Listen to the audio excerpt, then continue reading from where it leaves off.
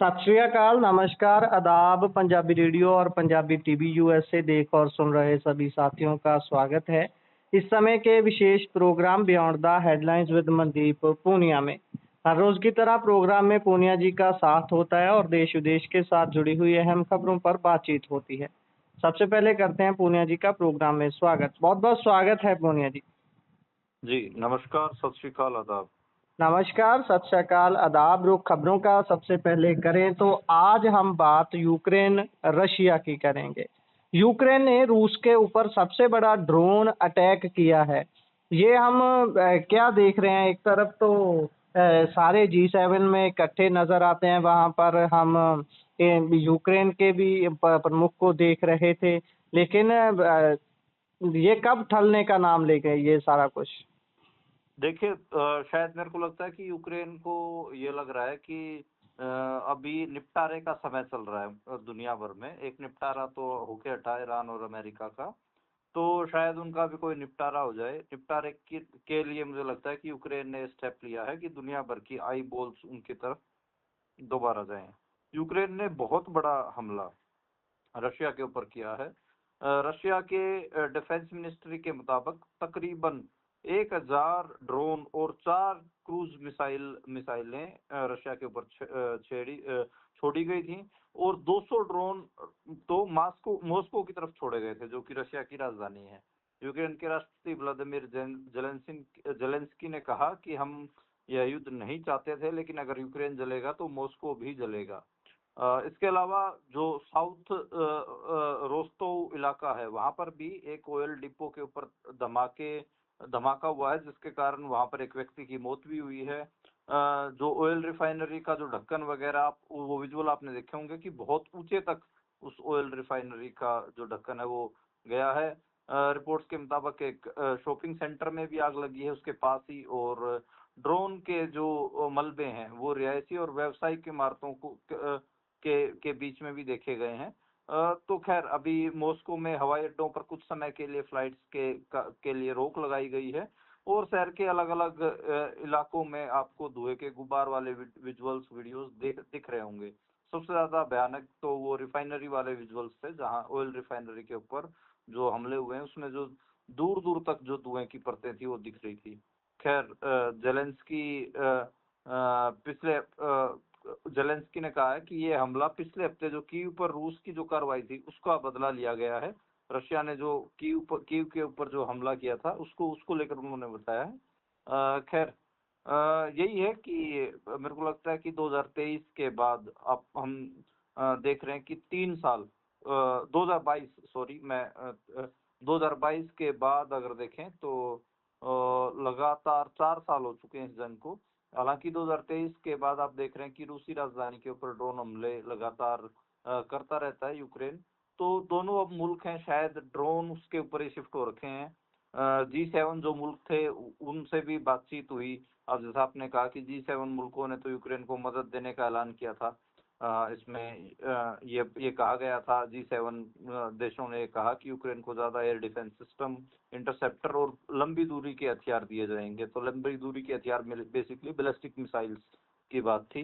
तो ये मामला है, और ये भी G7 देशों ने भी कहा कि रशिया का जो ऑयल है और जो गैस कारोबार है उसके ऊपर जो प्रतिबंध है या फिर जो उसको और सख्त किया जाएगा, उसके ऊपर बैन वगैरह पुट अप किए जाएंगे, इस किस्म की बातें हुई थी। तो अब देखते हैं कि चीजें क्या होती हैं। लेकिन 17 मई को भी इससे पहले हमला हुआ था, उसमें तो एक भारतीय की मौत भी हुई थी, 4 लोगों की उस समय मौत हुई थी। तो ये चीजें हैं, रशिया और यूक्रेन जंग के विजुअल्स नए नए आ रहे हैं। मुझे लगता है कि कोई ना कोई रास्ता अब इस जंग का भी निकल ही जाएगा। जी, और इससे आगे बढ़े तो हम अब बात अमेरिका ईरान के बारे में करते हैं। उनका तय समय से एक दिन पहले ही समझौता हो गया है। इतनी जल्दी में अभी कैसे इनको सारा कुछ रास आ गया दोनों देशों को कि जल्दी से जल्दी समझौता कर लिया जाए ताकि सारी चीजें दोबारा से नॉर्मल हों? देखिए, यही है कि G7 की जो बैठक चल रही थी और फ्रांस में थे, तो डोनाल्ड ट्रंप ने बुधवार की रात को फ्रांस के वर्सोय पैलेस में इससे जुड़े हुए MOU साइन किए हैं। इस दौरान फ्रांस के राष्ट्रपति इमैनुअल मैक्रों भी मौजूद थे। डील पर दस्तखत करने के बाद ट्रंप वर्सोय पैलेस से बाहर भी आए। तो किसी रिपोर्टर ने उनसे पीस डील के बारे में पूछा। जैसे ही वो वर्सोय पैलेस से बाहर आए थे, उन्होंने कहा कि डील साइन हो गई है। बड़ा मतलब गर्मजोशी से उन्होंने कहा, एक हिसाब से कह सकते हैं कि चिल्लाते हुए उन्होंने कहा कि डील साइन हो गई है। ट्रंप के बाद ईरानी राष्ट्रपति मसूद पज़ेश्कियान ने भी ईरान से इलेक्ट्रॉनिक दस्तखत किए हैं। समझौते का ऐलान तकरीबन 5:30 बजे सुबह के आसपास किया गया। ये तत्काल प्रभाव से लागू हो गया है। इसमें कुछ चीजें हैं। तो ईरान और लेबनान में मिलिट्री एक्शन खत्म किया जाएगा, हॉर्मुज़ स्ट्रेट को दोबारा खोला जाएगा, और अमेरिका की जो नेवी की जो प्रेजेंस है स्ट्रेट ऑफ हॉर्मुज़ में, उन्होंने जो नाकेबंदी कर रखी है, वो भी खत्म की जाएगी। खैर, इस समझौते पर 19 जून को स्विट्जरलैंड के जिनेवा के पास लुसान शहर में साइन होने थे, लेकिन खैर ये एक दिन पहले ही आज साइन हो गए हैं 18 को, और फ्रांस के वर्सोय पैलेस में हुए हैं। 14 पॉइंट को ड्राफ्ट मतलब जो अमेरिकी मीडिया है CNN, उसने तो 14 पॉइंट कहा है कि 30 दिनों तक जो व्यापारिक जहाज है ईरान स्ट्रेट ऑफ हॉर्मुज़ में, वो उनकी आवाजाही नॉर्मल होगी। 30 दिनों के अंदर अंदर ये बताया जा रहा है कि नॉर्मल-सी अमेरिकी नाकेबंदी हटेगी समुद्र से। तीसरा पॉइंट है कि ईरान परमाणु हथियार नहीं बनाएगा। चौथा पॉइंट है कि अमेरिका और उसके सहयोगी ईरान के दोबारा बिल्टअप के लिए $300 अरब का फंड बनाएंगे। अमेरिकी ईरानी तेल, पेट्रोकेमिकल उत्पादों और संबंधित सेवाओं को छूट देगा। ईरान अमेरिका पर संयुक्त राष्ट्र, IAEA और अपने प्रतिबंध हटाने की दिशा में काम करेगा। ईरान की फ्रीज जो संपत्तियां हैं और धनराशि है, उसको जारी किया जाएगा, और सभी मोर्चों से युद्ध खत्म करेंगे। मिलिट्री कार्रवाई नहीं होगी। समझौते के पालन की निगरानी के लिए विशेष तंत्र बनाया जाएगा। 60 दिनों के भीतर अंतिम समझौते पर बातचीत की पूरी कोशिश की जाएगी। अंतिम समझौते को संयुक्त राष्ट्र सुरक्षा परिषद की मंजूरी मिलेगी। तो इस किस्म की बातचीत अभी आ रही है, पॉइंट्स हैं। देखिए, अलग अलग एनालिसिस हैं। अब जो वेस्ट एशिया का मीडिया है, वो सारा कह रहा है कि ईरान के सामने ट्रंप ने सरेंडर कर दिया है, क्योंकि ना तो ईरान में सत्ता बदली, ना परमाणु जो प्रोग्राम है वो पूरी तरह खत्म हुआ। 122 लाख करोड़ रुपए बर्बाद भी हुए। जंग से क्या मिला, मतलब इस किस्म का जो ओमान के विदेश मंत्री हैं, वो उन्होंने अल बुसैदी ने टीवी पर आकर भी कहा। तो खैर, मतलब इसमें यही है कि एक ट्रंप को लेकर वेस्ट एशिया में तो एक क्रिटिकल अप्रोच है, लेकिन इसके अलावा हम देखें तो जो American view point of view है, वो ये कह रहा है कि हमने ईरान को एटॉमिक मतलब एटम बम बनाने से रोक दिया है, परमाणु हथियार बनाने से रोक दिया है, और कभी अब परमाणु हथियार ईरान नहीं बनाएगा। इसको बहुत बड़ी जीत अमेरिकी मीडिया बना के पेश कर रहा। तो सबके अपने अपने दावे हैं। ये जंग, जैसे मैंने कहा कि 1945 के बाद कोई ऐसी मुकम्मल जंग नहीं रही जिसमें दुनिया ये अंदाज लगा सके कि कौन जीता कौन हारा। उसके बाद तो सब ज्यादातर ट्रीटीज से जंग निपटी हैं, और उसमें दोनों तरफों से यही दावे किए गए कि हम जीत गए। तो खैर, ये दोनों तरफ से लड्डू बंटने वाली स्थिति है। जी, और इससे आगे बढ़े तो बात राज्यसभा चुनाव की करते हैं। झारखंड में क्रॉस वोटिंग होने की खबर सामने आई है। कांग्रेसी उम्मीदवार की हार हुई है, और इसी के साथ जो 26 सीटें थी राज्यसभा की, उसमें से 19 एनडीए ने जीत ली हैं। देखिए, कांग्रेस जिस बात के लिए इनफेमस है वही हुआ है। तो कल हम बात कर रहे थे कि कैसे बीजेपी सेंधमारी कर रही है क्षेत्रीय पार्टियों में, उनके सांसद वगैरह तोड़ रही है। कांग्रेस भी उससे अछूती है नहीं। हरियाणा में तो एक वोट के कारण बच गया था मामला, नहीं तो आप देखें तो 10 तकरीबन 9 विधायकों ने, कांग्रेस के 9 विधायकों ने हरियाणा में भी 2-3 महीने पहले जब राज्यसभा के चुनाव हुए थे तब क्रॉस वोटिंग की थी। अब ये झारखंड में भी क्रॉस वोटिंग हुई है, और इसमें जो कांग्रेस की तरफ से जो उम्मीदवार थे प्रणव झा, वो कोई और नहीं बल्कि मल्लिकार्जुन खड़गे के पीए हैं, पर्सनल पीए हैं। तो उनको वहां पर बना रखा था उम्मीदवार कांग्रेस ने। उनके सामने एक बीजेपी ने इंडिपेंडेंट कैंडिडेट खड़ा कर रखा था, नाथवानी। बेसिकली जो ये नाथवानी है, परिमल नाथवानी, ये काफी बड़ा उद्योगपति है वहां पर, और इसने वहां पर जो झारखंड मुक्ति मोर्चा की के विधायक वगैरह हैं, एक आध कुछ कांग्रेस के जो विधायक हैं, उनकी वोटें खरीद ली और खुद जीत गया है। तो खैर ये कैंडिडेट भी ऐसा निकाल के लेके आते हैं जो बीजेपी वाले हैं, जो जिसके पास खूब सारा पैसा और वो फिर पैसे से वोटें खरीद लेता है। तो कांग्रेस में साफ दिख रहा है कि क्या कितना बुरा हाल है कि उनके जो कैंडिडेट है वो नहीं जिता पाए। आज बात करें तो जो रिजल्ट आया है उसमें 12 राज्यों की 26 सीटों के ऊपर चुनाव हुआ था, जिसमें 19 को एनडीए को गई हैं, यानी कि बीजेपी के पक्ष में गई हैं। सिर्फ जो 7 सीटें हैं वो कहीं ना कहीं विपक्ष को मिली हैं। तो एक बड़ी आप देखें कि चाहे वो हुक एंड क्रूक लगा लीजिए या विधायकों को खरीद कर लगा लीजिए, यहाँ तक खबर है कि 7 करोड़ रुपए हर एक विधायक को वोट खरीदने के लिए परिमल नाथवानी ने दिए हैं। उसके बाद जो विजुअल्स हैं वहाँ पे सेलिब्रेशन वगैरह के, वो भी देखने को मिल रहे हैं। तो ये हकीकत है कि भारतीय राजनीति में इस समय मतलब विधायकों को खरीद कर राज्यसभा कैंडिडेट जिताए जा रहे हैं। राज्यसभा के जो जीते हुए उम्मीदवार हैं उनको बीजेपी लेकर उड़ जा रही है। लोकसभा के जीते हुए जो एमपीज हैं उनको बीजेपी लेकर उड़ जा रही है।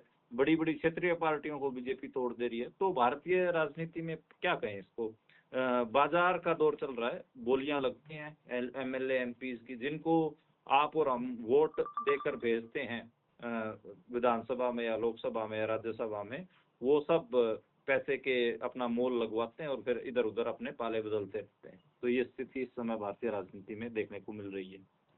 जी, और ये स्थिति बेहद खतरनाक है। इसके दूरगामी सिट्टे भी बड़े खतरनाक निकलेंगे। जिस तरीके से लोग अपना मत इन लोगों को देते हैं, इनको चुनते हैं, लेकिन ये खुद से अपने फैसले ले लेते हैं और अपने जिन्होंने इनको चुना है, उनको एक बार भी ये नहीं पूछते कि हमें ये करना चाहिए या नहीं करना चाहिए।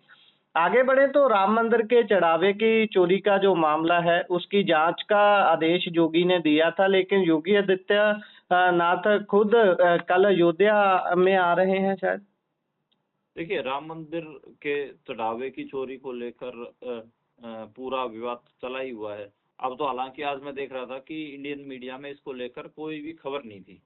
ठीक है, तो ये दिख रहा है कि यहाँ राम मंदिर में जो चढ़ावे की चोरी हुई है, जो वहां पर गबन हुआ है, उसको लेकर अब बीजेपी ये समझ रही है कि ये उनके उलट जा रहा है। और ये क्योंकि 2027 में फरवरी में, यानी कि तकरीबन 6 महीने बाद उत्तर प्रदेश में चुनाव भी हैं विधानसभा के, तो उस पर गलत असर ना पड़े, इसलिए मीडिया मैनेजमेंट बीजेपी की तरफ से शुरू हो गई है और अब इसको लेकर भारतीय मीडिया में खबरें बंद हो गई हैं। ये है कि जो राम मंदिर ट्रस्ट के जो मेन मुखिया हैं चंपत राय, जिनके देख रेख के नीचे ये पूरा काम होता है, उनसे मिलने से योगी आदित्यनाथ ने मना कर दिया है। तो बहुत सारे सवाल हैं, उसमें एक सवाल तो ये भी है कि योगी आदित्यनाथ तक तो कहीं की ये तार नहीं पहुंच रहे हैं, चंपत राय से मिलने से क्यों मना किया गया। खुद अयोध्या आ रहे हैं योगी आदित्यनाथ, तो योगी आदित्यनाथ अयोध्या आ रहे हैं उस समय भाई कम से कम जो मंदिर का सर्वोच्च पद, मंदिर के सर्वोच्च पद पर जो व्यक्ति बैठा उससे तो मिलना ही चाहिए। ये कहा है कि आप खुद बताइए, आप किसी को अपना एजेंट अपना कोई भेज दीजिए, कोई अपना कर्मचारी भेज दीजिए। तो ये बड़ी बात है। चंपत राय से मेरे को लगता है कि योगी आदित्यनाथ को मिलना ही चाहिए था। इतनी बड़ा गबन हुआ है, इतना पैसे का हेर फेर हुआ है राम मंदिर के चढ़ावे में। 1250 के आसपास ईंटें सोने चांदी की गायब हैं। 7 करोड़ का एक दावा है और इसके अलावा 5 करोड़ तो रुपए रिकवर भी किए जा चुके हैं। और ये बताया जा रहा है कि तकरीबन 700 करोड़ रुपए 800 करोड़ रुपए के आसपास चढ़ावा आया है। और उसमें से ट्रस्ट के खाते में आप देखेंगे तो 10 से 12 करोड़ का ही ये कहा जा रहा है कि रुपए उसमें जमा हुए हैं। तो पैसे तो बहुत बड़े लेवल पर इधर उधर हुए हैं, लेकिन ये समझ नहीं आ रहा कि इसके तार कितने बड़े हैं। अब 700-800 करोड़ रुपए का चढ़ावे की अगर गबन की बात है तो गुरप्रीत, अगर आरोपों की बात सच भी मान लें तो भाई 700-800 करोड़ रुपए तो गुरप्रीत बहुत बड़ी रकम होती है। और 1250 ईंटें सोने चांदी की, वो भी मतलब आज के टाइम पे सोने की एक ईंट कम से कम 1 करोड़ रुपए की तो मान के चलो, 1 तोला सोना 1.5 लाख रुपए का है। ठीक है, तो आप सोच के देखो, 1 करोड़ रुपए की माल, 1250 करोड़ रुपए की तो ईंटें गायब हैं। तो मतलब गबन बहुत बड़ा है। राम के नाम पर जो ये चोरियां हुई हैं, ये बहुत बड़े लेवल की हैं। कहाँ तक जाते हैं, कितने बड़े इसमें व्यक्ति इन्वॉल्व हैं, ये अभी तक खुलासा नहीं हो रहा। और उसमें योगी आदित्यनाथ भी अपनी इमेज को बचाते हुए दिख रहे हैं, केंद्र सरकार भी अपनी इमेज को बचाने की कोशिश कर रही है। हाँ, जो कर्मचारी हैं राम मंदिर के, उनको कुछ कुछ को उलझाया जा रहा है। तो देखते हैं कि स्थिति कहाँ बनती है। बड़े मगरमच्छों तक हाथ पहुंच पाता है या नहीं पहुंच पाता है, या फिर छोटे मोटों को ही बलि का बकरा बना के काम निकाल लिया जाएगा। ये तो खैर अगले आने वाले दिनों में पता लगेगा। लेकिन काफी बड़ी, मतलब मैं कहूंगा कि राम के नाम पर बहुत बड़ी चोरी हुई है, और इसमें बीजेपी के बहुत बड़े बड़े लोगों का हाथ है, ये साफ दिख रहा है। जी। और इससे अगर आगे बढ़े तो बात पूर्व प्रधानमंत्री आई.के. गुजराल के बेटे के साथ हुई धोखाधड़ी की करते हैं। 7 करोड़ से ज्यादा की धोखाधड़ी हो गई है, उनके पुराने कर्मचारियों ने मिलकर ही की है। देखिए, ये बड़ा अजीब है कि भारत के पूर्व प्रधानमंत्री आई.के. गुजराल, उनके बेटे भी सुरक्षित नहीं है साइबर ठगी से। खुद वो राज्यसभा के सांसद भी रह चुके हैं, Naresh Gujral. IK. Gujral even IT minister भी रहे हैं, इंफॉर्मेशन ब्रॉडकास्टिंग मिनिस्टर भी रहे हैं, आईटी, बहुत सारे मंत्रालय उनके पास रहे हैं। खैर, ठगी आप देखिए कि उन्हीं के बेटे के साथ हुई है। उनके बेटे का नाम है नरेश गुजराल। साइबर ठगी ठगी हुई है। साइबर अपराधियों ने मैसेजिंग ऐप पर फर्जी प्रोफाइल बनाकर उनकी कंपनी के जो सीएफओ है, उनको धोखा देकर तकरीबन 7.25 करोड़ के आसपास ट्रांसफर कराए हैं। और जो ठगी है वो 12 जून से 16 जून के बीच में हुई है। 16 जून को नरेश गुजराल की बेटी की नजर इन लेन देन के ऊपर पड़ी। उन्होंने अपने पिता से पुष्टि की तो पता चला कि ऐसा उन्होंने कोई निर्देश नहीं दिया था, जिसकी शिकायत साइबर क्राइम ब्रांच में की गई है। जो जांच में पता चला है कि महाराष्ट्र और आंध्र प्रदेश के 4 अकाउंटों में पैसा भेजा गया है। हर अकाउंट में 1 करोड़ से 2 करोड़ रुपए के बीच में ट्रांसफर किए गए थे। इसके बाद पैसे का लगभग 30 से 40 इस पैसे को लगभग 30 से 40 अकाउंट में बांटा गया, और फिर कई और म्यूल अकाउंट के जरिए घुमाया गया, ताकि पैसे के सोर्स का पता न चल सके। तो ये आप देखिए कि काफी बड़ा एक घोटाला है। और इसमें आप देखेंगे तो मतलब यही कह सकते हैं कि बहुत बड़ी ठगी आई.के. गुजराल के बेटे के साथ हुई है। इससे पहले चंडीगढ़ में भी हम आर्मी ऑफिसर्स के साथ ऐसी घटनाएं देख चुके हैं। जब मेरे को ये समझ में नहीं आता कि भारत में इतने बड़े लेवल पर साइबर फ्रॉड होते हैं, लेकिन सरकार के पास, या अपन कहें कि सरकार ने अभी तक कोई ऐसा ठोस कदम नहीं उठाया है कि साइबर ठगी को रोका जा सके, ऐसे ठगों को पकड़ा जा सके। और काफी मतलब इसमें बड़े बड़े लोग, खासकर बुजुर्ग लोग ज्यादा इसमें फंसते हैं। उनको जिस हिसाब का काम है, और ये धंधा इतना ज्यादा चला हुआ है कि क्या बताएं। मतलब हमारे फोनों पे भी दिन में कम से कम भी 10 मैसेज ऐसे आते हैं जो साइबर फ्रॉडों से जुड़े हुए हैं, जुड़े हुए होते हैं। आज तो मैं अपने फोन में देख रहा था कि मेरे फोन में कुछ पैसे कटे हैं। मेरे को अभी तक पता नहीं, बैंक ये नहीं पता लगा पा रहा कि जो पैसे कटे हैं किस बात के कटे हैं। तो सुबह से मैं जूझ रहा हूँ। तो मतलब कोई अछूता नहीं है। भारत में बहुत ऐसे साइबर फ्रॉड के बहुत ज्यादा केस बढ़ रहे हैं। मुझे लगता है कि इसको लेकर सरकार को कुछ ना कुछ जरूरी कदम उठाने चाहिए। जी। और इससे अगर हम आगे बढ़ें तो बात टेलीग्राम पर लगे बैन की करते हैं। दिल्ली हाई कोर्ट ने पूछा है कि पूरे टेलीग्राम को क्यों बैन किया गया है। सरकार का इसके जवाब में क्या कहना है? देखिए, कल आपने देखा था कि कैसे जो ट्विटर के जो सॉरी टेलीग्राम के जो जो सीईओ थे, वो हमलावर थे। उन्होंने तो यहाँ तक कि जो रिलायंस की लॉबिंग है उसको, उसके ऊपर तक आरोप लगा दिए थे। और टेलीग्राम जो है अपने बैन के खिलाफ दिल्ली हाई कोर्ट में भी गया। दिल्ली हाई कोर्ट में आज बात हुई, उसमें ये बात आई। इसमें ये कहा गया कि भाई, जब दिल्ली हाई कोर्ट ने पूछा कि आपने टेलीग्राम को क्यों बैन किया, तो उसमें कहा गया कि सरकार ने दावा किया कि टेलीग्राम का इस्तेमाल cyber crime, exam paper leak, child pornography, आतंकवाद से जुड़े प्रचार और वित्तीय धोखाधड़ी के लिए किया जा रहा है। और इसमें दिल्ली हाई कोर्ट में दिए गए हल्फनामे में केंद्र सरकार का कहना है कि टेलीग्राम की गोपनीयता और गुमनामी बनाए रखने की विशेषताओं ने ही इसे अपराधियों का पसंदीदा नेटवर्क बना दिया है। तो ये तेजस कारिया की बेंच में ये पिटीशन की इसके बात हो रही थी और इसमें ये कहा गया कि टेलीग्राम में एक अकाउंट से 40 बोट बनाए जा सकते हैं। व्हाट्सएप से में हर यूजर की एक बोट की सीमा है। तो ये पूछा गया कि भाई आप व्हाट्सएप और ऐसे अकाउंट को क्यों नहीं आप बैन कर रहे। तो खैर ये बात है। और टेलीग्राम के जो जो सरकार ने बहुत सारे पॉइंट बताए और सरकार ने ये भी कहा कि चीन, फ्रांस, रशिया, जर्मनी में भी टेलीग्राम के ऊपर कार्रवाई हो चुकी है। तो ये बात कही गई है। और सरकार ने एक डेटा भी दिया कि national cyber crime reporting portal पर ऐप से जुड़ी हुई धोखाधड़ी की शिकायतों में तेजी से बढ़ोतरी हुई है।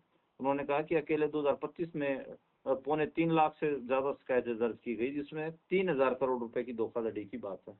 तो साइबर क्राइम देखिए, चलो अब तो टेलीग्राम के ऊपर सरकार का सारा मामला है, लेकिन आपको पता ही है कि व्हाट्सएप का सबसे ज्यादा इस्तेमाल होता है। लेकिन व्हाट्सएप में क्योंकि रिलायंस का पैसा लगा हुआ है तो सरकार ने डाटा नहीं दिया।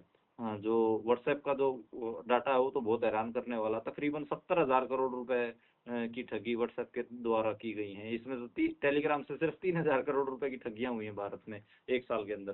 तो पर खैर क्या क्या माने, शायद मेरे को लगता है कि जो टेलीग्राम के सीईओ जो कल आरोप लगा रहे हैं उसमें कुछ तो दम लग रहा है मेरे को भी कि हाँ, उनके उनके प्लेटफॉर्म को खत्म करने के लिए हो रहा है, ये सब हो रहा है। दूसरा, टेलीग्राम ना बहुत ऐसे एक वो अपने यूजर्स की क्या बोलते हैं उसको कि जानकारी बहुत देता नहीं है। ऐसे किसी भी पुलिस वाले को नहीं पकड़ाता। तो उसके कारण भी कहीं ना कहीं जो बेचैनी है वो दिख रही है इंडियन स्टेट में। जी। इससे आगे बढ़ें तो पंजाब के सीएम बोल रहे हैं कि जो मेरी मेरी वीडियो बताई जा रही है जिस पर अकाल तख्त साहिब से कुछ अनाउंस भी किया गया था, उसकी जांच करवाई गई है अलग-अलग एंगल से। वो वीडियो मेरी नहीं है। इससे पहले भी उन्होंने अपना प्रतिक्रम दिया था उस सारे पर। अभी डीएसपी की ड्यूटी भी लगाई गई है कि इसके पीछे के व्यक्ति को, मास्टरमाइंड को पकड़ो। देखिए गुरप्रीत, ये ऐसी वीडियोज हैं, ये पिछले 3 साल से अपने को पता है कि सर्कुलेशंस में, ठीक, अलग अलग नाम के व्यक्ति अलग अलग तरीके से इन वीडियोस को सर्कुलेट करते रहते हैं। कई जो विवाद हैं पहले भी हो चुके हैं। एक जगमन समरा नाम का व्यक्ति भी आया था जिसने एक वीडियो पहले रिलीज की थी जिसमें भगवंत मान एक औरत के साथ थे और उसमें आपत्तिजनक स्थिति में भी वो वीडियो थी। उस पे तो ऑलरेडी इसी वीडियो को लेकर उस पर ऑलरेडी मामला दर्ज किया हुआ है पंजाब सरकार ने। हाँ बिल्कुल। और उसमें भी जब उसको जांच किया गया था तो उसमें बात यही आई थी कि जैसे जगमन समरा ने कहा कि 10-12 साल पुरानी वीडियो है, लेकिन उसमें बहुत सारे जैसे एआई ना कुछ कुछ गलतियां छोड़ता है, ठीक है। तो उस वीडियो, वो तो एआई की वीडियो थी, वो तो हमने भी मेरे भी एक दोस्त हैं एल्ट न्यूज में, तो उनसे मैंने चेक करवाया तो उन्होंने कहा कि भैया 11 साल पहले आईफोन 16 प्रो थोड़ी ना था जो इस वीडियो में दिख रहा है। और दूसरा उन्होंने कहा कि चश्मे के पार आप देखेंगे तो काले घेरे दिख रहे हैं, आंखें नहीं दिख रही हैं। और कई उन्होंने मेरे को बातें बताई थी। तो उससे, और दूसरा जो बॉडी मूवमेंट थी, जो जगमन समरा की वीडियो की बात कर रहा हूँ, इसकी बात नहीं कर रहा, इसकी इस वीडियो पे भी आएंगे। तो उसमें उन्होंने कहा कि जो बॉडी मूवमेंट है जो कर रहे हैं भगवंत मान, वो नेचुरल नहीं है, वो बिल्कुल रोबोटिक बॉडी मूवमेंट है। खैर अब इस वीडियो पे आते हैं जिसके ऊपर श्री अकाल तख्त साहिब की तरफ से भी ये बात कही गई कि हमने भी, जथेदार साहब ने ये कहा कि हमने भी इस वीडियो को फोरेंसिक जांच करवाई गई है। ये एक ऐसी वीडियो है जिसके ऊपर कोई भी पत्रकार इस समय पे, जो भी निष्पक्ष पत्रकार है जिसको ना आम आदमी पार्टी से लेना देना है ना किसी और जत्थेबंदी से या संस्था से लेना देना है, वो कम से कम इसके ऊपर कोई भी कमेंट करने से बच रहा है, ठीक है। क्योंकि अभी तक कोई इंडिपेंडेंट इंक्वायरी नहीं हुई है। मैंने भी अपने एक दोस्त को भेजी हुई है, उसका कोई जवाब आया नहीं है। वो कह रहा है कि भाई साहब ये काफी क्रिटिकल मामला है, काफी क्रिटिकल वीडियो है। तो वो फ्रेम दर फ्रेम वो भी चेक कर रहा है सेम। तो उससे बात हो रही है मेरी लगातार, लेकिन वो भी कह रहा है कि भाई साहब इस पे पब्लिकली कोई कमेंट मत दो अभी इस वीडियो पे, ठीक है। अगर आपने श्री अकाल तख्त साहिब का जो फैसला है उसको सपोर्ट किया, तो कल को ये वीडियो अगर आपकी फेक निकली आई, जैसा कि आम आदमी पार्टी के मुख्यमंत्री भगवंत मान कह ही रहे हैं, तो तब बेइज्जती होगी। अगर ये सही निकली आई तो फिर आपको आम आदमी पार्टी परस्त बताया जाएगा। तो काफी मतलब ट्रिकी सिचुएशन है। मैं कल बहुत सारे जो ट्रेडिशनल जर्नलिस्ट हैं जो थोड़े अपनी क्रेडिबिलिटी के लिए जाने जाते हैं, कई लोगों से मेरी बात हो रही थी अखबार में, कई इंडियन एक्सप्रेस में कवर करते हैं, कई द हिंदू में हैं, कई टाइम्स ऑफ इंडिया में। सारों का ये मानना था कि भाई इस पे अभी कुछ भी पोजीशन लेना बनता नहीं है, क्योंकि इंडिपेंडेंट इंक्वायरी कोई नहीं हुई है। हालांकि आज जो सरकार के मंत्री संतरी हैं, हरपाल चीमा, बलतेज पन्नू, उन्होंने प्रेस कॉन्फ्रेंस करके कही और उन्होंने कहा कि हमने 2 लैब से टेस्ट करवाया है, हाइट मैच नहीं हो रही, वाटर मार्क ऐड किए गए हैं, परतें एडिट किए गए हैं, बॉडी पोस्चर को लेकर ये बात है, कद का अंतर बताया जा रहा है, बायोमेट्रिक और चेहरे की पहचान को लेकर है, ऑडियो जांच की बात है। तो ये कुछ कुछ चीजें आम आदमी पार्टी की तरफ से कही गई हैं कि ये वीडियो पॉसिबल नहीं है। एक जो आर्गुमेंट जिसमें मुझे सबसे ज्यादा वो लग रहा है दम, कि जिन्होंने इस वीडियो को सबसे पहले जारी किया था, उन्होंने कहा था कि ये कनाडा के किसी होटल की वीडियोज हैं, ठीक है।